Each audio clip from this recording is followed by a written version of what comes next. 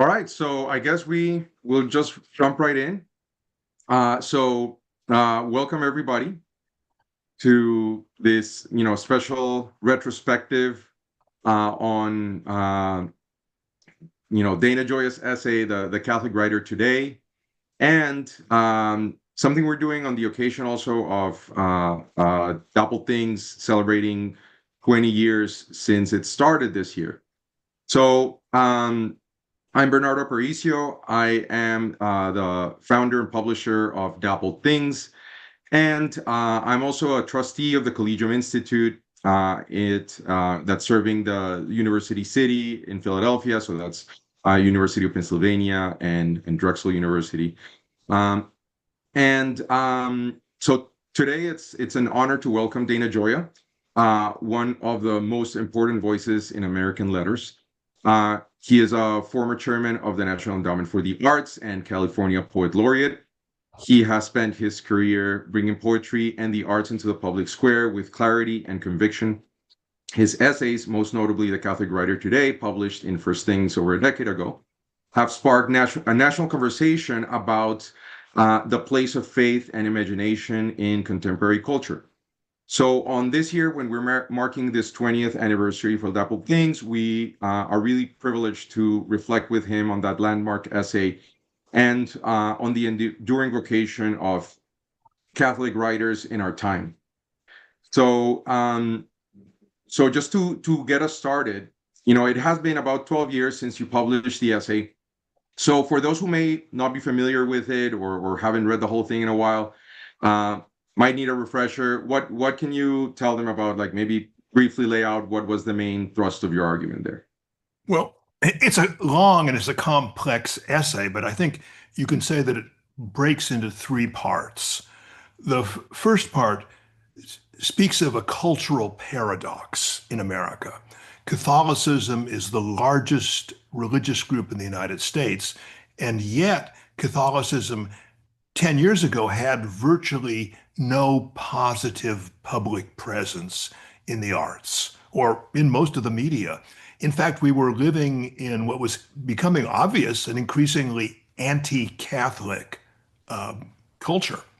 And so I talked about this is paradoxical. I mean, why does the largest cultural religious group in the country have no voice, no ability, in a sense, to articulate its vision in a positive way? Secondly, I said, was this always the case?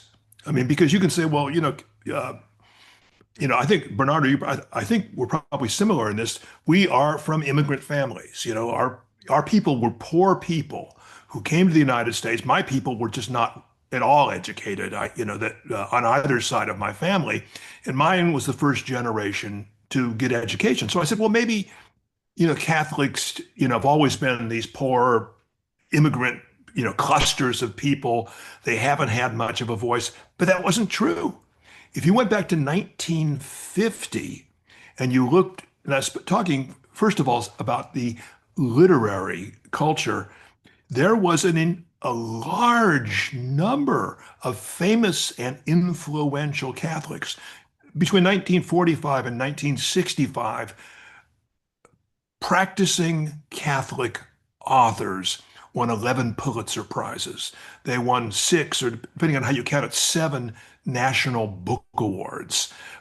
There was this large list: Flannery O'Connor, Walker Percy, J.F. Powers, Catherine Ann Porter, Thomas Merton, Alan Tate, Ernest Hemingway, Tennessee Williams. You can go on and on of these famous American writers who were practicing Catholics and were public about it. And did the literary culture say, oh my God, protect us from these Catholics? No, they looked on Catholicism as one of the characteristic voices in American literature. It was part of the conversation that made American literature. And there was a whole universe of magazines that were Catholic magazines. They went from Our Little Messenger, Sunday Messenger, to the intellectual ones like Commonweal in America and things like this. But they were there and they supported and talked about this Catholic literature. It's interesting. Now, so we don't have any presence now. We had this huge positive presence, 60, 70 years earlier. What happened? So I talk about, essentially the erosion of it. And this leads to the third point that I have, which is that uh, we need to reintroduce the Catholic voice into American culture, because if we do not, it's a loss for Catholics. It's a loss for the larger culture as well, because we have a culture that's increasingly placeless, culture dominated by the marketplace. I mean, we're in a society right now which the biggest work of art at the moment is K-pop Demon Hunters. Hmm. And it's on a very low level. So I talk about the present situation. I talked about how much we actually had in the past that we lost, and then about the urgency of recapturing it. Now, I have a lot of other things I say in the essay, but that will give you a pretty good overview. Yeah, that's good.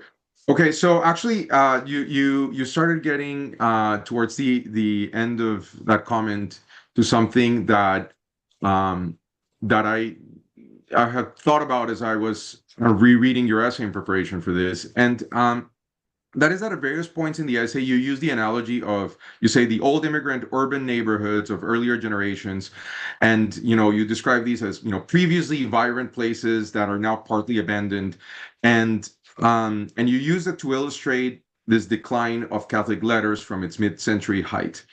Um, then you also talk about what you call the Latinity of the pre-Vatican II Church. You say that it sustained a meaningful continuity with the ancient Roman world. And you say that even in your neighborhood or working class neighborhood in LA growing up, that you could feel that Latinity of the church. So um, one thing I'm wondering there is, could there be more than an analogy here that between these neighborhoods that have declined and the Catholic literary culture that has declined. Um, so, for example, to what extent do you think that the success that Catholics in the U.S. had in later decades in assimilating into the kind of more bland market mainstream culture, um, to what extent did that play a role in accelerating or causing the decline in Catholic arts? Well, you're asking three different questions, and so maybe I'll answer them in reverse order. Uh, Okay. the economic and social rise of Catholics in the United States was one of the contributing factors to their loss of not only ethnic identity, but loss of Catholic identity. I mean, I have a kind of a bad reaction. Every now and then I mean an Italian American that's going to the Episcopal Church. And I'll just say, you're making so much money, you're embarrassed about being a Catholic. You want the upper class church. I mean, so you and so I was raised next door to my aunts and uncles, my grandparents. I had cousins. I mean, it was like a little village in these apartment complexes, and we spoke a dialect of Italian. Everybody around us spoke Spanish, and now, we're scattered all over the state, all over the country, because we all went, my generation went to college, we were successful, and we went to where our careers led us. So I think the assimilation, the success, let me start back up. These immigrants came to the United States for success, for security and for success. In achieving it, I believe that they paid the price of losing part of what made them special, what made them particular, and there's no way to say about Hispanic culture or Italian culture, or Philippine culture without saying Catholicism. I mean, because that was part, it permeated everything in the culture. Now, I'll go to the next question from there, because people think, I'm going to move here, we're going to have a nicer neighborhood. They think what they're getting, they don't think what they're losing. I was very successful in New York, but I quit all of my positions and I came back to California because I saw that my kids were being raised rootless. And I wanted them to know that they were from working class Catholic Latin people so that they would know their grandparents. That's me. Maybe I'm fanatic about it, but I think we had this standardization on a national scale. Now I go back to my own childhood, and in at the back, not of the pamphlet Catholic Writer Today, but the book Catholic Writer Today, there's a piece I wrote, which is actually the most popular piece in the book because it's kind of funny and charming. It's called "Singing Aquinas in L.A." And it's about being a kid in L.A.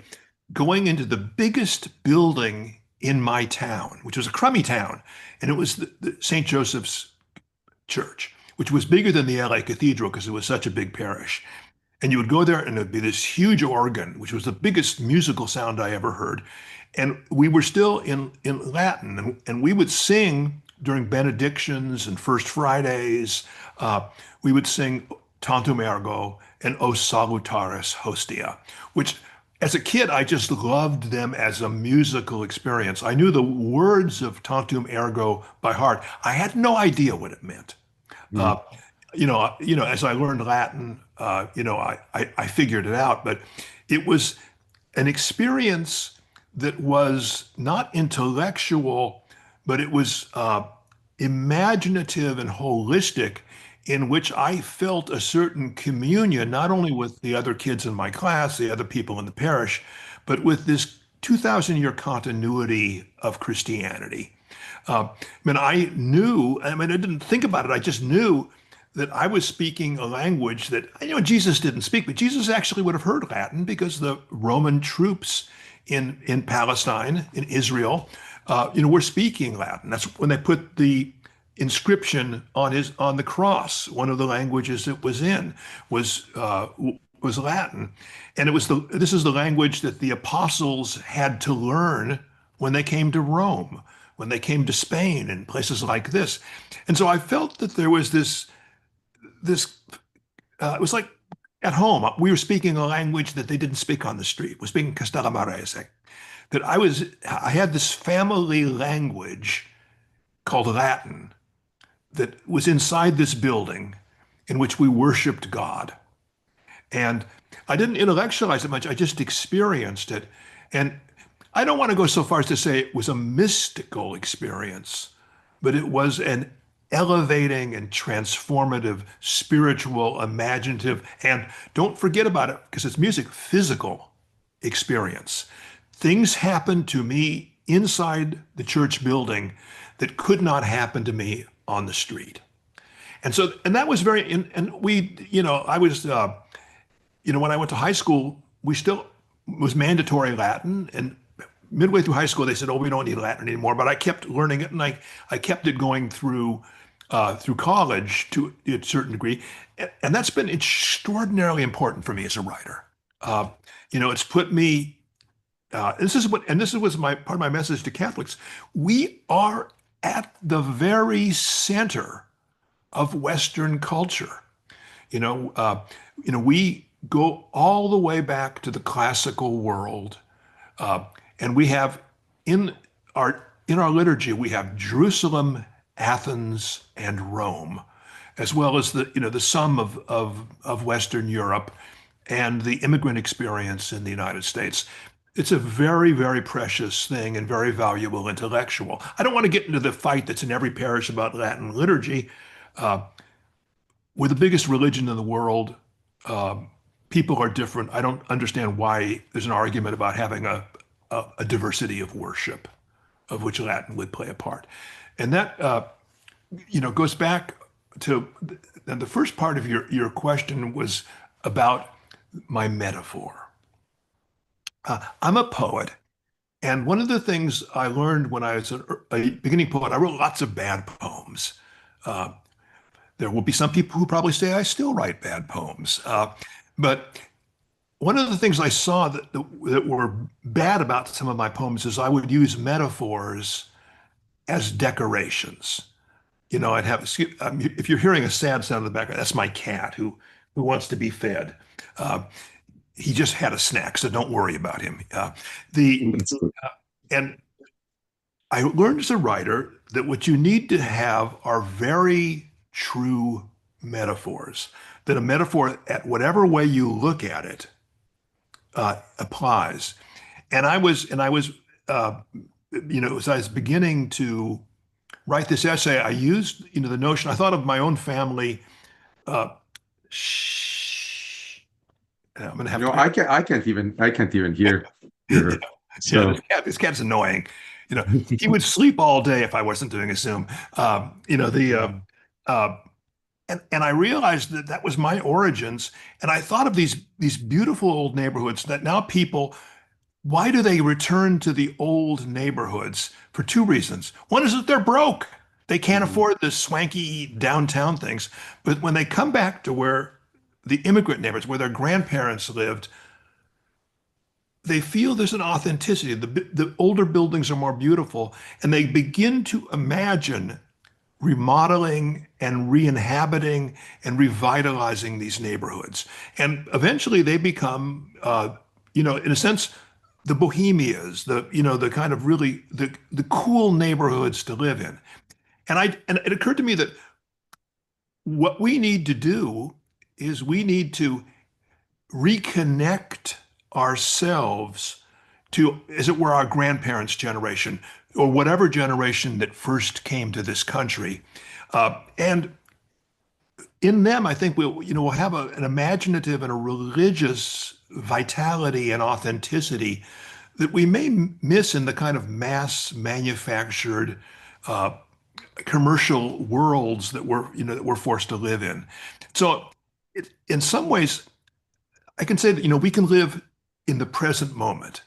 That's what the commercial culture wants us to do. They want to say, this is what you got to buy this week. This is what you got to believe this week. This is what you got to watch this week.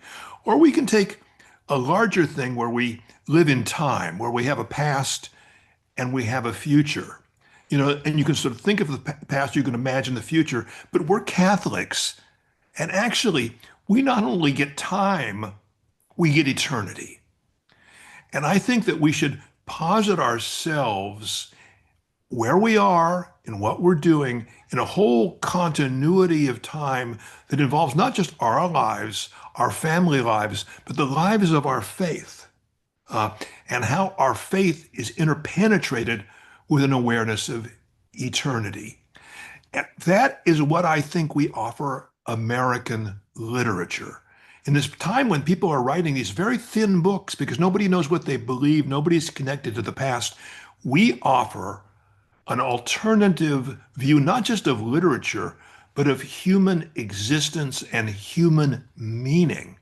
And even if you're not a Catholic, you understand the importance of that. I was very proud that one of the blurbs that I got on the Catholic Writer Today was from Cynthia Ozick, a very famous Jewish novelist and critic, and she understood that this was not really just a book about Catholic literature. It was a kind of revisionist book about how we must use our imagination now to recapture the fullness of our humanity. Sorry I've gone on so long, Bernardo. no, I love that. There's so much there. So yeah, so I gave you a thick question and you gave me a pretty thick answer. So let me see, because I want to go a lot of different ways with that. I mean, one thing I'll tell you is that really resonates with me because uh, you know, I grew up in Colombia, and Colombia, it's interesting because I think the post-Vatican II church in Colombia uh, really kind of uh, left almost anything that came before behind. And so when I was growing up, um, I had I didn't hear an ounce of Latin in church ever.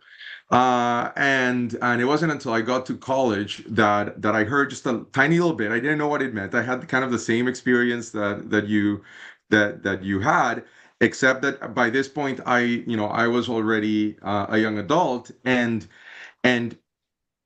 without understanding what it meant, it connected me. It was very evocative. It made me think. I was a big, and I still am a big Tolkien fan, and it made me think of when Tolkien throws in, with no explanation, no translation, random bits of Elvish into his works, and it just gives you the sense of this depth that's there that you just want to know more about, right? And this kind of mystery.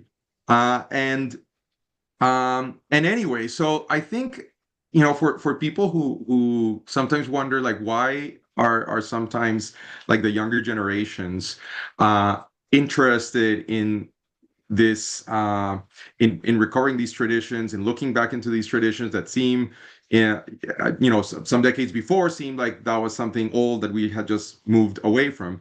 It's because of that. It's because there's this sense of depth that you are drawn to and you want to learn more about, and that gets you out of that gray or beige mainstream world of the suburb that we all have lived in. But then a lot of people worry that maybe this is just, this is just going a throwback. This is just going and looking to the past and repeating something without originality, without a sense of where we actually are right now, and trying to relive the past. So, I guess I'd like to get your take as far as that goes. Why is it not a step back that is just leading promising artists down a blind alley, and leading them to have their work just be something that is a pastiche of what came before? So how should we think about the relationship between, like, tradition and Well, innovation, right? It's a big question. first of all, as Catholics, we should not apologize about what came before because we reenact what came before in every mass. So, I mean, we believe that some of the things that came before are irreplaceable. But let me, I often, I have a lot of, I live out in the country. I work on a lot of projects. So, composers come out and we'll be working on a work, or people come out and we'll be doing a textbook. And it's been going on for 30 years. And I always drag them along to mass if I can. I just think, especially people that have had no religious form. And what do they notice? They go, they're looking at me, should I stand? Should I kneel? They watch us sit up, stand. They watch us sit down. They watch us kneel. They watch, us actually line up and go to the altar and eat a wafer of bread, maybe take a sip of wine. They see us beat our breasts, mea culpa, mea maxima culpa. And when I explain to them, I say, Catholicism is not an intellectual religion. It speaks to the complete humanity of people, and it's about the body as well as the mind. The gestures that we have in Mass, the gestures that we worship, we kneel because when you kneel, it changes your perspective on the world. We stand because things that require a certain attention you stand for. You sit because you can listen, so you do these things. And Catholicism says, we don't just want to talk to your mind, we want to talk to all of you. And what symbolizes that more than the Eucharist? We actually eat our faith when we go to Mass. And in a strange way, too, is I don't think anybody comes to Catholicism because it's ordinary and it's completely seamless connection with everything else in our lives. No, our faith calls us to be different and to be illogical, to be foolish, to do things that the secular culture, tell us not to do. Now, as part of this is a sense of when you're coming in to the faith. I mean, it's very odd if you think about this. You and I, for our whole lives, have been going to see the same thing done again and again and again and again. The reenactment of the Last Supper, of Jesus Christ, and an acknowledgement of his death and resurrection. Now, you'd think it would get old.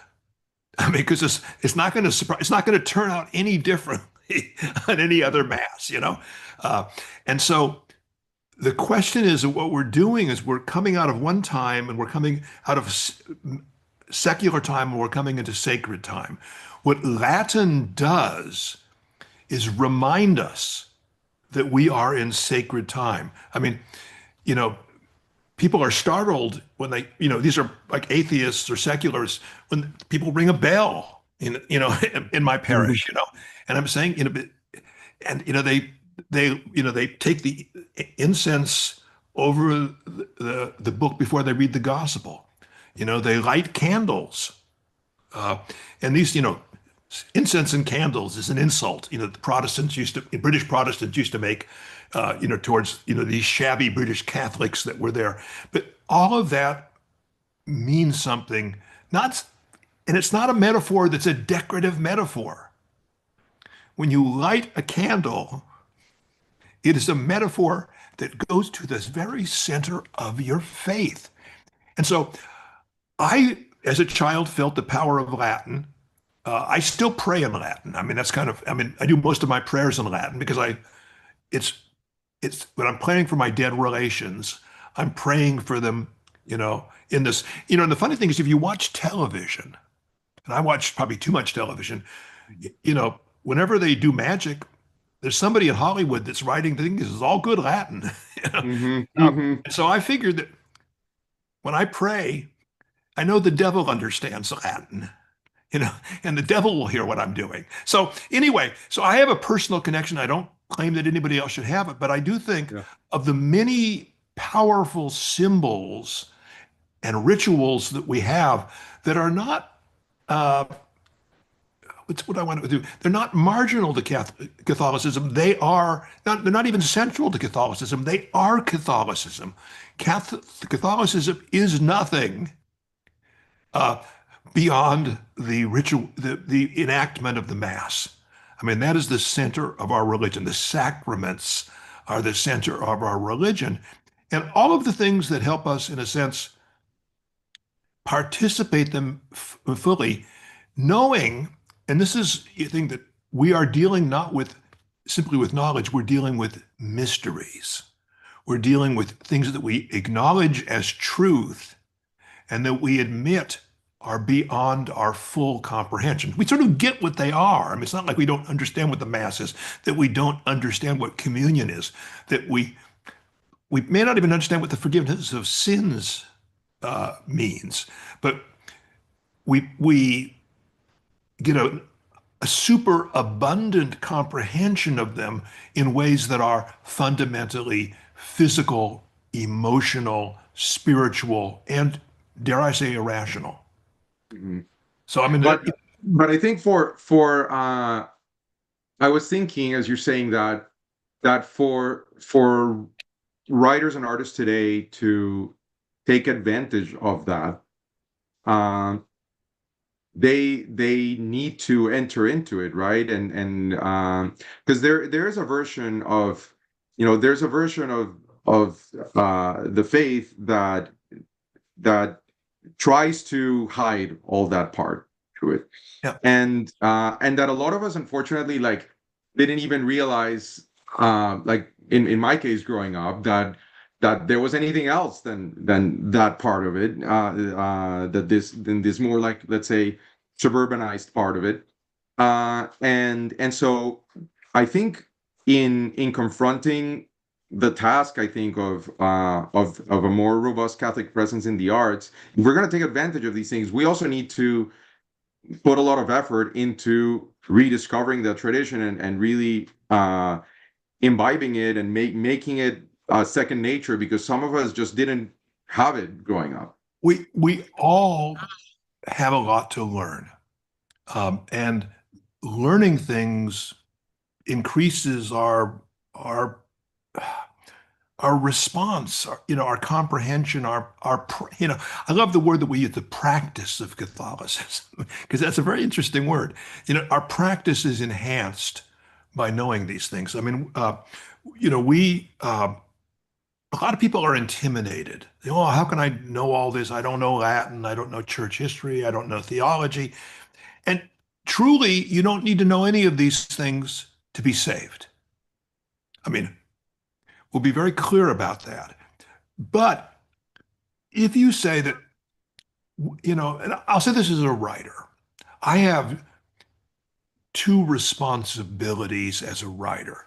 The first is to write as well as I possibly can, which is to write truthfully and powerfully, to use all of my faculties to write as well as I can. But there's a second obligation. I think I always knew this intuitively, but as I've gotten older, I'm an old man now, I'm 74. I understand that my other obligation is to help this practice of poetry, this practice of literature that I've dedicated my life to survive in the future when I'm no longer around. That I have an imperative as an artist, which is identical to my imperative as a Catholic, in helping the next generation come into the fullness of their imaginative powers, the fullness of their faith. And so, what we need to do is we need to learn these things and talk about these things and argue about these things because, I prefer to be by myself. I love solitude, but God has required me as a Catholic, while I live an interior life, while I live my individual life, I am required to be part of a community and to treat that community with love, with charity, and to treat them, God help me, as family, because it's a family metaphor, that Jesus uses: brothers, sisters, children, father, son. So I'm part of this family, and I have the same kind of obligations to my Catholic family, my poetic family, as I do to my flesh and blood family. I mean, it's played out in different ways. I mean, I don't want to exaggerate that, but once again, the metaphor is not decorative. It's true and it's deep, and it's true every which way you work it. Hmm. It's sacramentality all the way down, basically. Yeah. Well, I mean, sacraments, it says sign and action and all of these things that are beyond the paraphrasable content, Mhm. of the sacrament.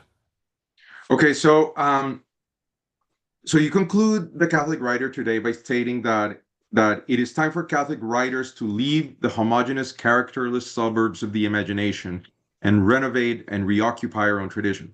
So it's been, over 10 years now since you wrote that. Do you see any evidence that the renovations are underway?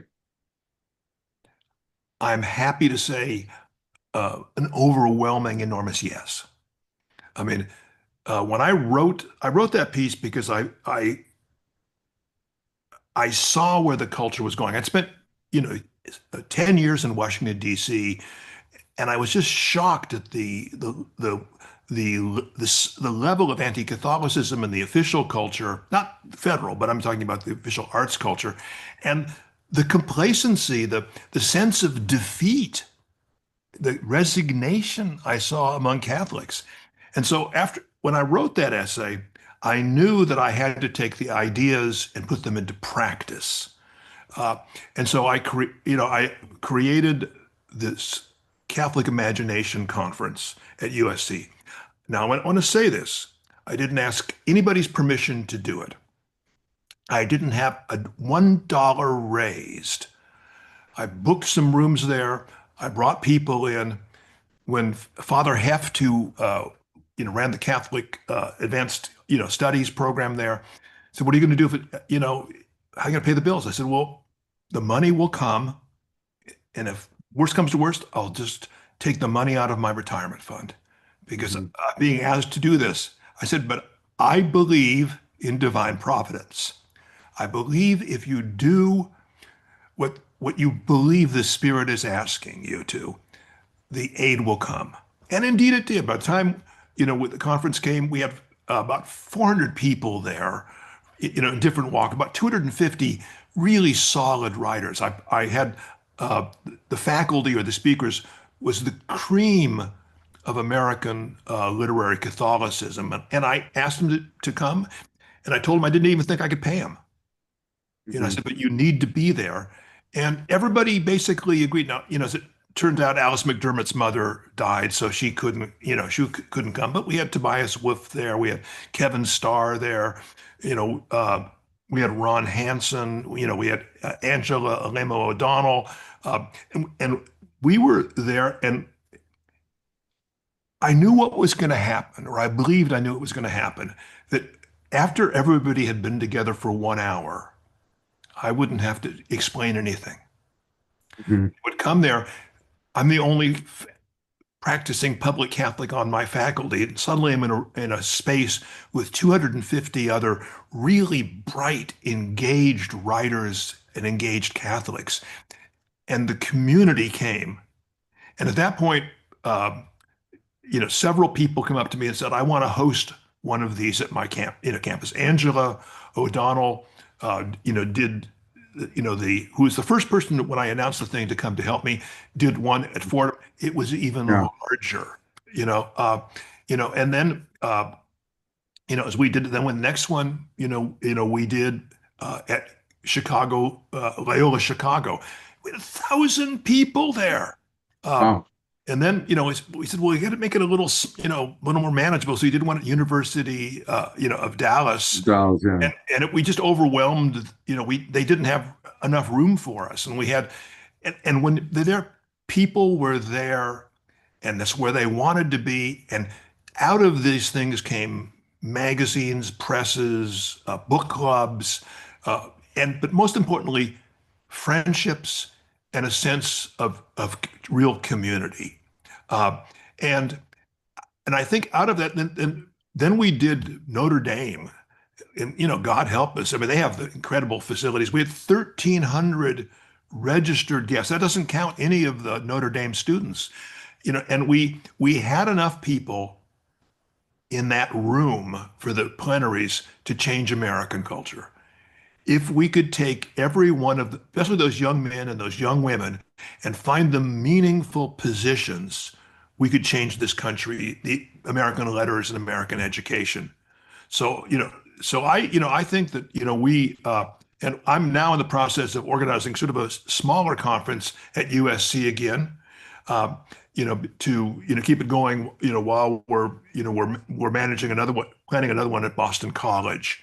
So it is underway. We've got these presses have come out of this, but most importantly, we have people now who understand what's at stake. I mean, Joshua Wren and James Matthew Wilson, created this MFA program at the University of St. Thomas in Houston. Sarah Cortez has this, who's also in Houston, has this wonderful program for young people, and all over the country, these journals like yours, and all of the things that come out. See, if Dappled Things were only Dappled Things, it would be important. But you've got all of these things that have ramified out of your Dappled Things community that are giving young Catholics, and I think even a lot of young Christians, people that are not Catholics, they look to us to help organize them, to help give them a meaningful place. So, what is the end goal? The end goal is not to have, we have this great Catholic culture and we pound everybody else down. No, no, no, no. I'm not a Catholic triumphalist. We'll save triumph for the next world. Mhm. What I want to do is to create a smart, meaningful Catholic voice in American culture. So, because what is culture? Culture is a conversation. And we have been silent too long in this conversation.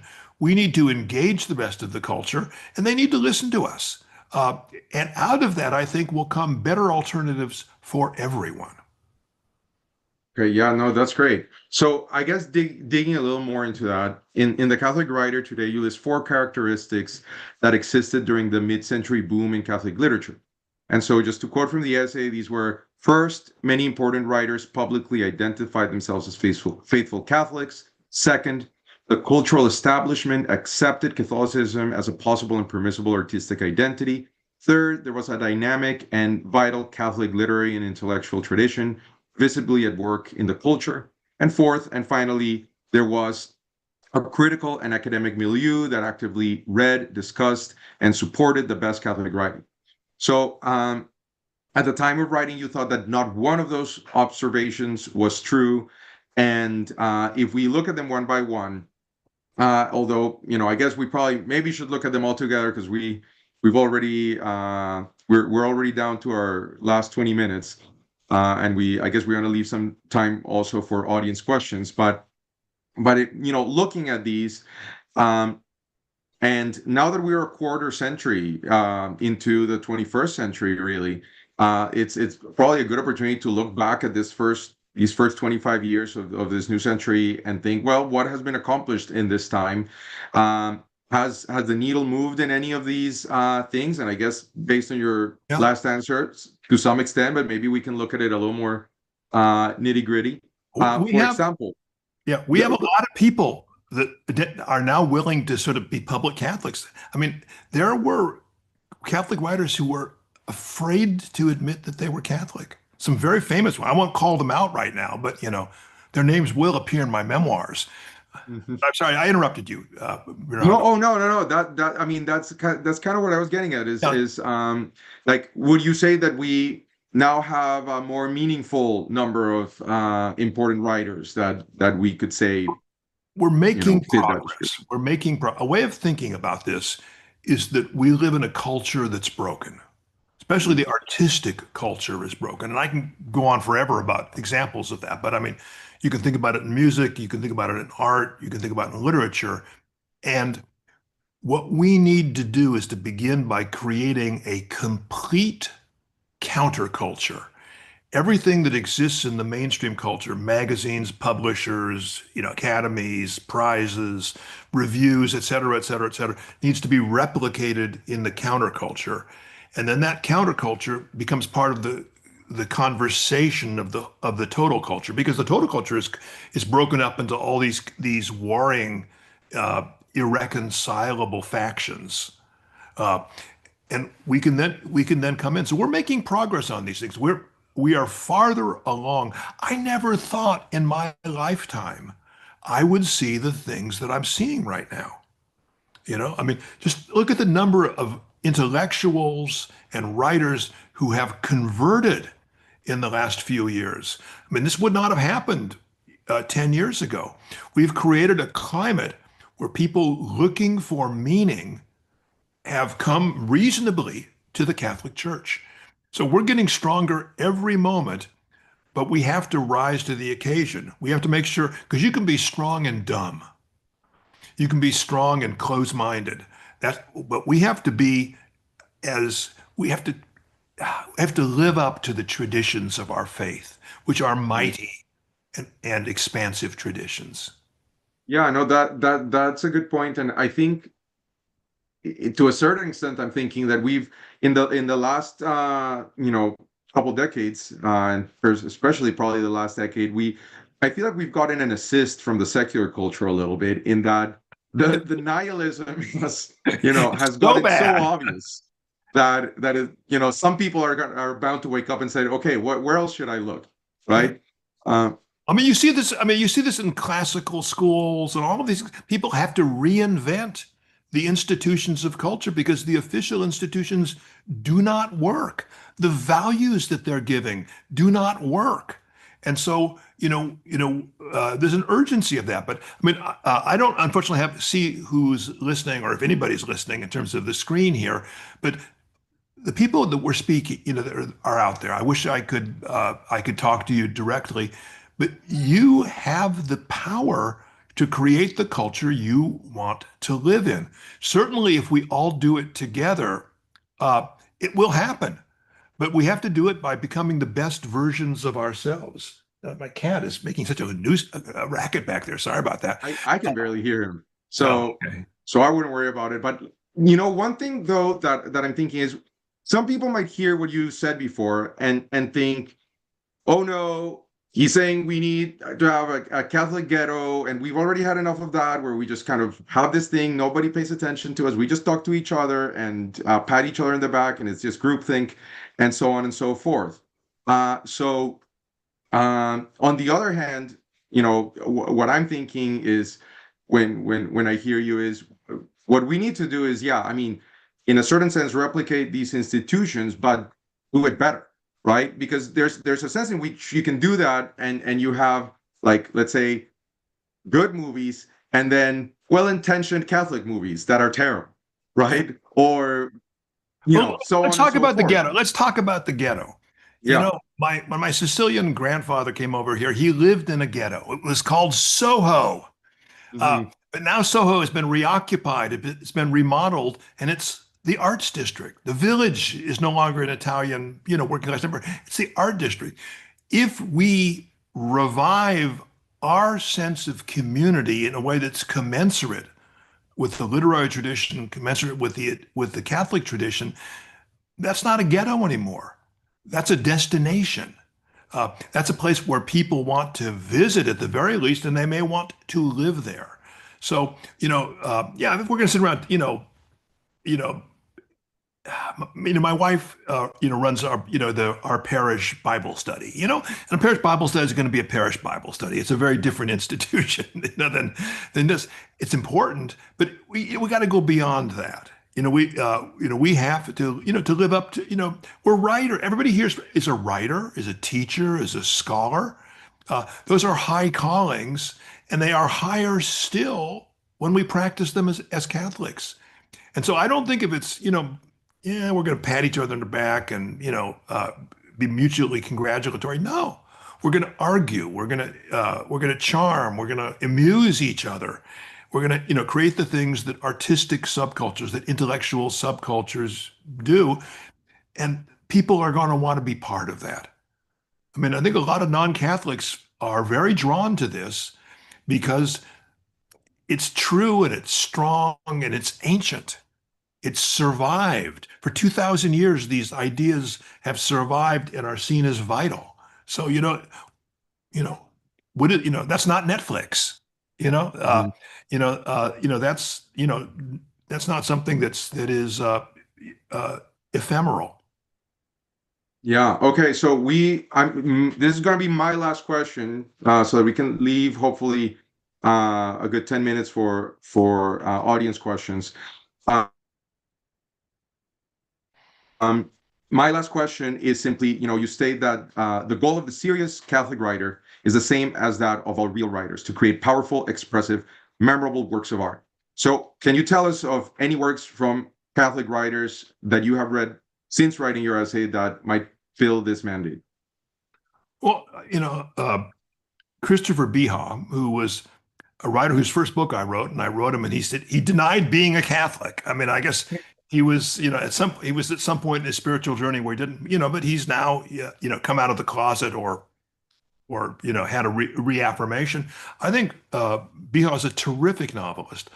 Tobias Wolff is one of the best short story writers alive. I think, and he's is when Ron Hansen, has written two fantastic novels that are, I think at the very top, very top of this. I mean, the and so Alice McDermott's, you know, recent books are terrific. We've had this group of poets, younger poets, that are coming up like James Matthew Wilson, these younger novelists like Joshua Wren, that are there. So Gonna put I in a plug for Katie Carl. Oh, Katie Well, Carl. I'm at it. Katie Carl has come from being a student to an established writer during this period, and is I think Katie found her community in this these groups we have. But it's um,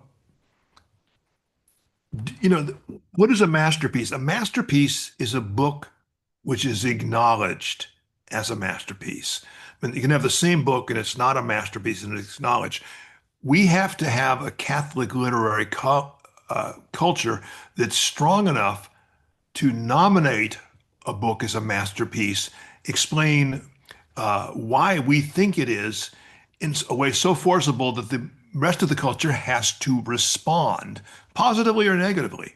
I mean, Flannery O'Connor's reputation was made curiously very much in Catholic magazines initially. It was made by other Catholic writers, uh, and Catholic editors. Uh, Same thing with J.F. Powers and Walker Percy and people like this. So we have to have a culture that can they can recognize the power hidden in a book when a certain kind of attention is brought to it that is recognized as a masterpiece. Otherwise, it's like a musical score that's closed. If no one's singing it, how can you judge it? If no one's playing it, you can't hear it. How can you judge it? So people say, oh, give me one book I can read, then I'll feel like I'm well read. No, I'm not going to do that. I'm not going to let you off the hook. You got to read a lot. Uh, but you can start with Tobias Wolff. You can start with Ron Hansen. You can start with Christopher Biot. You can start with Alice McDermott. Uh, and if you start reading those, you'll start to see the power that we still have in contemporary fiction. Um, and so, it's interesting, both Matthew Wilson, James Matthew Wilson, and I have been approached by composers who want to compose sacred music, and they're looking for people to write texts. Jane Sharl, I think, is starting to write, these texts too, because, they want to recreate Catholic sacred music and they want contemporary texts. I think for people that are listening today, if you want to write for music, I think you have a huge opportunity right now because we can recreate or we can expand our sense of sacred music, our sense of sacred paintings, sculpture, architecture. Yeah, no, and that makes me also think, but that's a whole other topic is screenwriting and Yeah. But what Bernardo, I Catholicism. noticed I noticed you Yeah, have artwork in every issue. And it's very important. I mean, you're taking some artists and you're showing them to people that would not see their work otherwise. So you understand, the importance of it. You can't do everything in one magazine, but yeah. you've done that consistently. You've done it very well. Thank you. Well, okay, so I guess before I turn to audience questions, I wanted to also put in a plug for somebody who ought to be mentioned too, which is Phil Clay. I think his Yeah. short story "Prayer in the Furnace" from his first book is probably one of the best short stories I've ever read. I think it's fantastic. Um, so there, lots of options now. I think for people who are looking for contemporary Catholic writers. So to turn to the first of the audience questions. So this question says, any suggestions for new writers to teach a course? Sorry, any suggestions for new writers to teach in a course on the Catholic novel? I teach such a course, which is both far-ranging and popular at a small Catholic college. Well, it's a big topic because I mean the Catholic novel is a vast phenomenon. I would say that if you're teaching a class in the Catholic novel, you cannot limit yourself simply to American books or even to books first done in English. I mean, you can find long lists of them, but you probably need to go into French, into Italian, Scandinavian literature, Spanish literature, because there really are great classics there. I mean, maybe the I Promessi Sposi, the Betrothed by Manzoni, which is the great 19th century Catholic novelist. It's comparable to Balzac and Tolstoy. Maybe too long of a book to teach, but you should be doing Bernanos or Mauriac, and then certainly you've got to do some of the Brits. I mean, Tolkien, Waugh, Graham Greene, Muriel Spark, Waugh. I mean, they are marvelous. There's many, many, many more, and then you can go into the Americans or Canadians, Australians. But I would do it as an international. I'd make an international reading list. Maybe you want to, You're really Catholic. yeah, you want to base it maybe on a couple of American writers like a Flannery O'Connor or something like that. But I think you've got to remind these students that this is the largest faith in the world right now. I mean, we may be overtaken by the Muslims soon, but right now I think we're still the largest, body of believers in the world. And it's a tradition that's 2,000 years old. And so I would do that, but or you could just do short stories. I mean, short stories are, very unthreatening to people. You could even do little excerpts, from novels. I think the main thing is to get people reading them, familiar with the names, talking about some of the ideas, I mean, if you read a Muriel Spark novel or a Flannery O'Connor story, how weird these people's stories are. I mean, these are not like your typical stories.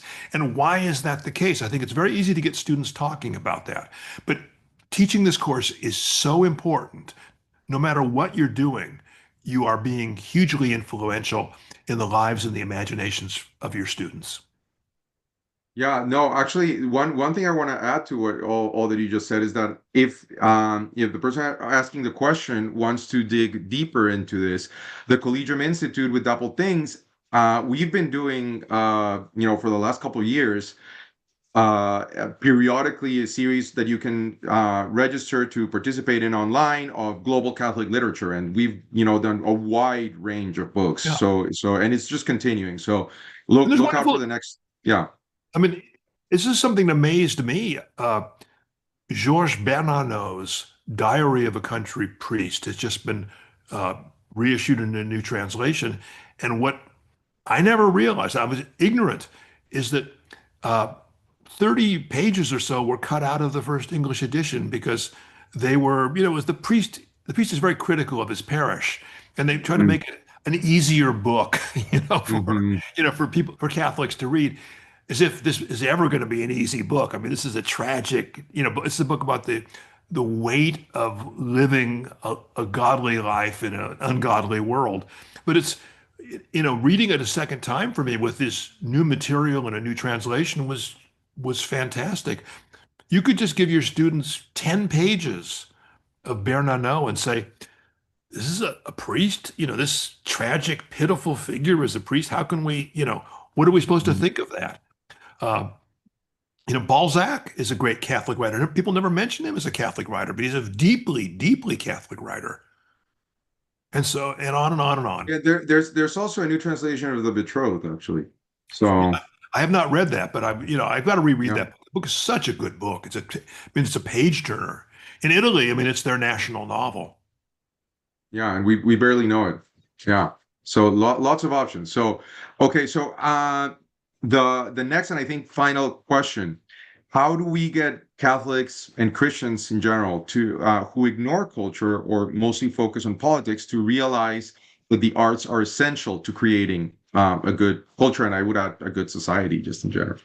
Well, let me say what worries me, and I see this in all kinds of Americans, but I even see it in the Catholic community, the sense of defeatism. I mean, uh, you know, can literature still matter in a culture which doesn't read?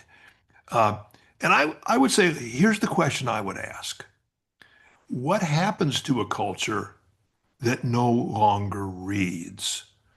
We start with a really simple thing. Are we going to let Netflix take over representations of the Bible? We're not going to read it anymore. We're just going to let it be made into movies or miniseries or whatever. What happens to our interior life if we don't read, if we don't spend some time in solitude where the interiority of our imagination, of our moral character, has a chance to develop? And we know that if you read seriously, it's not just an informational thing. Suddenly, your interior life begins to expand and refine itself.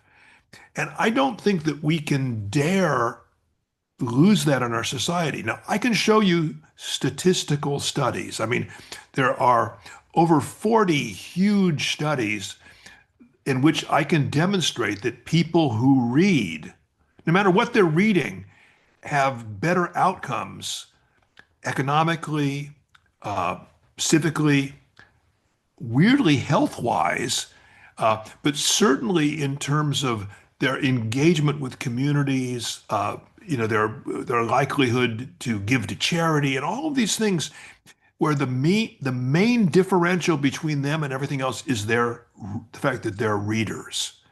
And if you don't believe me, I don't know how you can be a Christian, because at the heart of Christianity is this notion that our individual engagement with God's word incites something in our mind, in our morality, in our imagination, in our hearts, which is not just transformative, but which is decisive to becoming a new person.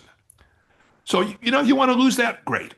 You know, I don't want to live in that society with you. Right. I want to be in a place where we cultivate our inner lives as a way of transforming our complete lives, inwardly, outwardly, materially, spiritually, to be all that we, uh, all that the Lord calls us to be in the Okay, well, fullness of our humanity. that seems to me like a perfect note and perfect actually marching orders to finish this with. So maybe this is step two after the Catholic writer today, and so yeah, thank you everybody for attending. Since Double Things is celebrating its 20th anniversary, our 20th anniversary issue is going to be the winter issue. Is going to be a special issue where we're going to be doing an anthology of some of our favorites, as well as responses from various prominent writers to and artists to this conversation. So that's something to look forward to. I encourage you all to subscribe. You can visit us online at doppelthings.org. Bernardo, And thank you very much, Dana.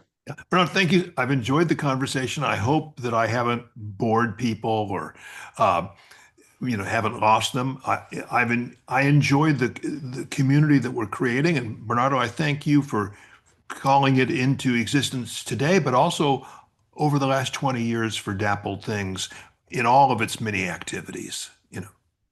Thank you. Thank you. It's been a pleasure. Okay. Goodbye, everybody.